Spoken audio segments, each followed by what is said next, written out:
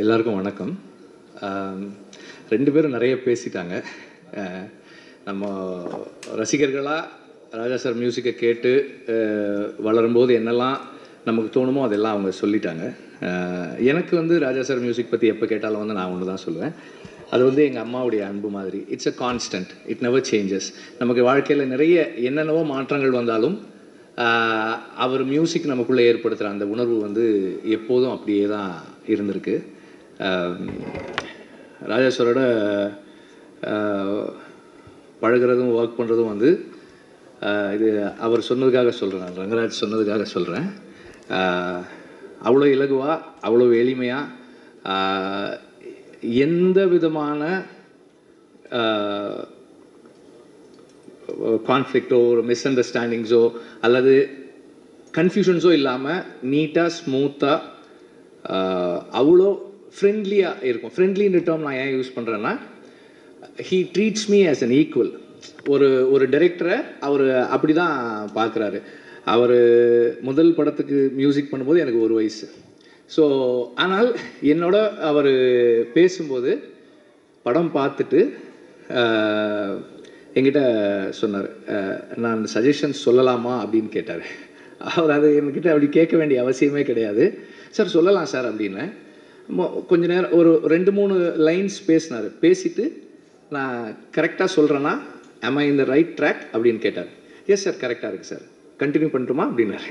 Yes sir அப்படின்னு அதுக்கப்புறம் தான் சொன்னார். சொல்லிவிட்டு ஆஸ் அ மியூசிக் டைரக்டர் இது எனக்கு தோணுது, உனக்கு என்ன ஃபீல் பண்ணுறியோ நீ அதை பண்ணு அப்படின்னு சொன்னார். ஸோ அந்த அளவுக்கு என்னை வந்து ஒரு அந்த ஸ்பேஸில் வச்சு தான் வந்து அவர் ஒர்க் பண்ணுவார். இப்போ நான் வந்து மனுஷின்னு ஒரு படம் ப்ரொடியூஸ் பண்ணுறேன், கோபி நயினாருடைய செகண்ட் ஃபில்ம். அந்த படம் வந்து ராஜா சார், கோபி ரொம்ப ஃபீல் பண்ணார். ராஜா சாரோட மியூசிக்கு ஒரு போஸ்டரில் அவரோட பேர் கூட என் பேரும் இருக்கிறது வந்து எனக்கு அவ்வளோ பெரிய பெருமையாக இருக்கும் அப்படின்னாரு. அதுக்கப்புறம் நான் சாரை கேட்டேன், சார் இப்படி ஒரு படம் பண்ணுறேன் சார், பண்ணுறீங்களா அப்படின்னு. பண்ணலாம், டைரக்டர் வர சொல்லுங்கன்னாரு. வந்து அப்புறம் பேசினாங்க. அதில் 2-3 இன்ஸ்டன்சஸ் இருந்தது எனக்கு.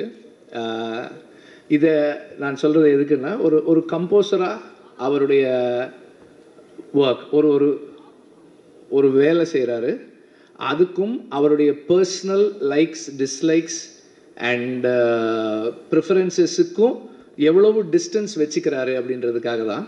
அதில் அதோட எண்டில் ஒரு வசனம் வரும். எனக்கு அது சார் அந்த எண்டில் ஒன்று இருக்குது சார், நீங்கள் பாருங்கள், பார்த்துட்டு சொல்லுங்கன்னு. படம் பார்த்தாரு, எதுவுமே பேசலை அதை பற்றி. பிகாஸ் அவருடைய பிலீஃபுக்கு ரைட் ஆப்போசிட்டாக ஒரு ஸ்டேட்மெண்ட்டில் படம் முடியுது. இப்போது ராஜா சார் மியூசிக் பண்ணி எனக்கு என்ன இருக்குன்னா, ஐயோ இது எப்படி சார். அப்புறம் கேட்டேன், சார் இது உங்களுக்கு எது அந்த கடைசியில் வர்றதா அப்படின்னாரு. ஆமாம் சார், அந்த அந்த அந்த ஒரு லைன் அப்படின்னா அது பண்ணிடலாம் அப்படின்னாரு. ஒன்றுமே சொல்லலை. அதுக்கு ரொம்ப பியூட்டிஃபுல்லாக ஒரு மியூசிக் கம்போஸ் பண்ணி அதை பண்ணார். அப்புறம் அதில் ஒரு ஒரு ஒரு போலீஸ் ப்ரொசீஜரல் சீன். அது ஒரு சாதாரண ஒரு போலீஸ் ப்ரொசீஜர். அது வாங்க உட்காருங்க, இதை பண்ணுங்கள் அதை பண்ணுங்கள், அப்படி ஒரு சீனு. அந்த சீனை ராஜா சார், இது அவரோட ஒர்க் பண்ண எல்லாருமே சொல்லியிருக்காங்க, நானும் சொல்லணுன்றதால இதை சொல்கிறேன். அது வந்து ஒரு அவ்வளோ ஒரு ஒரு ஒரு ஹியூமன் ஸ்டோரியாக மாற்றுறது இருக்கு இல்லையா, ஒரு அந்த மியூசிக்கினுடைய பவர், அந்த மேஜிக். அப்புறம் ராஜா சார் பேக்ரவுண்ட் ஸ்கோர் பண்ணும்போது நம்ம போய் உட்காந்து பக்கத்தில் பார்க்குறோம், அவர் ஏதோ பண்ணிகிட்டே இருப்பார். இது இப்போ ப்ளே பண்ணி நான் ரெக்கார்ட் பண்ணிகிட்டே இருப்பேன், அவர் பண்ணுறதெல்லாம் வீடியோவில் எடுத்துகிட்டே இருப்பேன். அவர் பண்ணுற ஈஸ் பார்க்கும்போது நமக்கு என்ன தோணுன்னா, இது ரொம்ப ஈஸி போட்டிருக்கே இது. அவர் உட்காந்து அப்படியே பண்ணுவார். இப்போ ப்ளே பண்ணு, அப்படி ஒரு மெஸ்மரைசிங்காக இருக்கும். ஓ இவ்வளோ ஈஸி தானே, நம்ம பண்ண கூட பண்ணிடலாம் போல் இருக்கே அப்படின்ற மாதிரி எஃபர்ட்லெஸ்ஸாக ஒரு மியூசிக்கை கொண்டு வந்து ஒரு சாதாரண காட்சியை அப்படி மாற்றக்கூடிய ஒரு மெஜிஷியன். மியூசிஷியன்றதோட ஒரு மெஜிஷியன் தான் என்னுடைய பார்வையில், நான் அவர் பக்கத்தில் இருந்து பார்த்ததில்ல. அதே மாதிரி பல பேர் சொல்லியிருக்கிற அதே விஷயந்தான். இப்போது விடுதலைக்கு வந்து ஒரு சாங் அப்படின்னு கேட்டால் 2 டியூன் நல்லாயிருக்கு. இன்னொன்று பண்ணலாமா, இன்னொன்று பண்ணுறாரு, அதுவும் ஒரு 5 டியூன் பண்ணிட்டார் ஒரு சாங்குக்கு. அப்போ ஒரு சாங் இருக்க வேண்டிய இடத்துல 3 சாங் ஆயிடுச்சு படத்தில். அந்த மாதிரி என்னை வந்து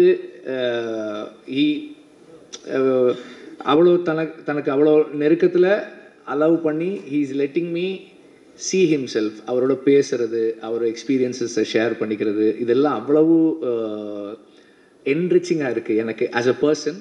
and as a film maker அவர் அந்த ஒரு ஃபில்மை அண்டர்ஸ்டாண்ட் பண்ணிக்கிறது, அப்ரோச் பண்ணுறது, and the way he treats background score for a film. ஒரு சீன் பார்த்துட்டே இருந்தார்,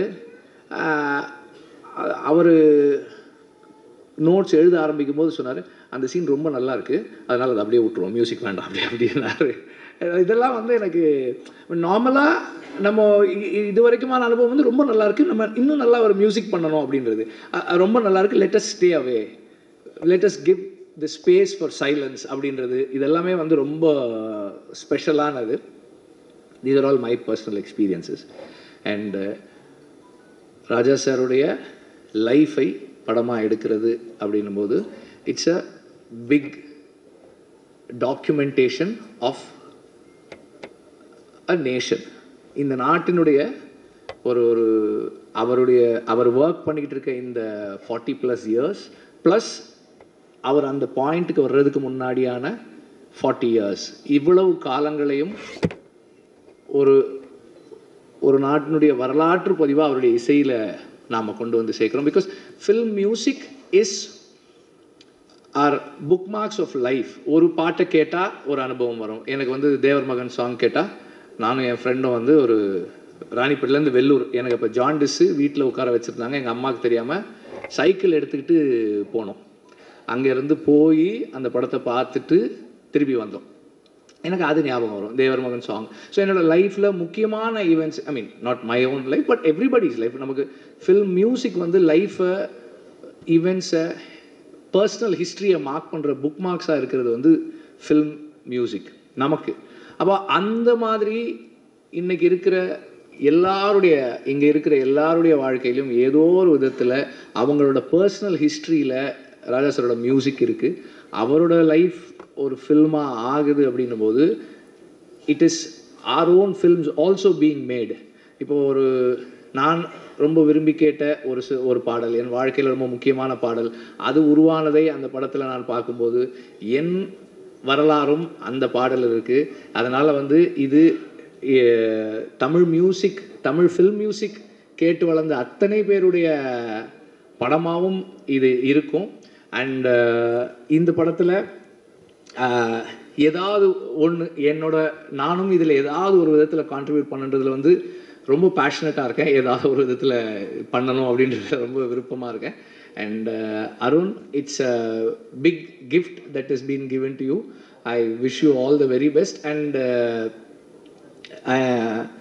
it is going to be yet another challenge for Dhanush. Of course, எந்த சேலஞ்ச் கொடுத்தாலும் அவர் அதை வந்து ரொம்ப சக்ஸஸ்ஃபுல்லாக தாண்டி வருவார். To be Raja sir, to be in that space and to be the person, it's going to be a big challenge and a treat for all of us. And இந்த படத்தில் ராஜா சாருடைய மியூசிக்கை கேட்குறதுக்கு நான் ரொம்ப ரொம்ப ஆர்வமாக இருக்கேன். Thank you very much.